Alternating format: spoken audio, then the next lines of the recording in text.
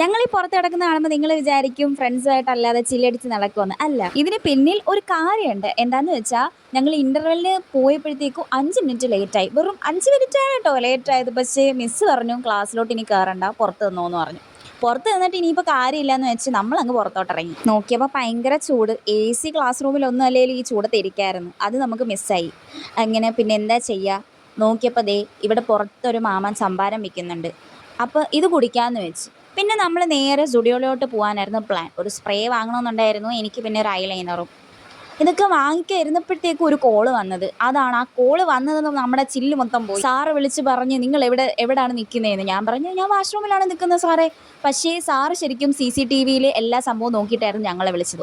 Sir വിളിച്ച് നമ്മുടെ പേരൻസിനെയൊക്കെ വിളിച്ച് ഇത് അറിയിപ്പിക്കാനാണ് എപ്പോഴും നമ്മൾ ലേറ്റായിട്ട് വരുന്ന കാര്യം. അങ്ങനെ ചില്ല് മാറി എല്ലാവരും ഓടാൻ തുടങ്ങി. പെട്ടെന്ന് സാറിൻ്റെ അടുത്തോട്ട് എത്തണ്ടേ.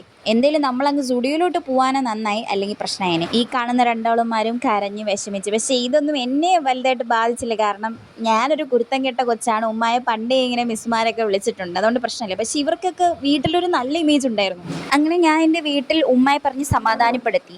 വീട്ടിൽ രണ്ടുപേരും ഒരേപോലെ ആയിരിക്കില്ല. ഒരു കുരുത്തം കെട്ട കൊച്ച് എന്തായാലും ഉണ്ടാവും.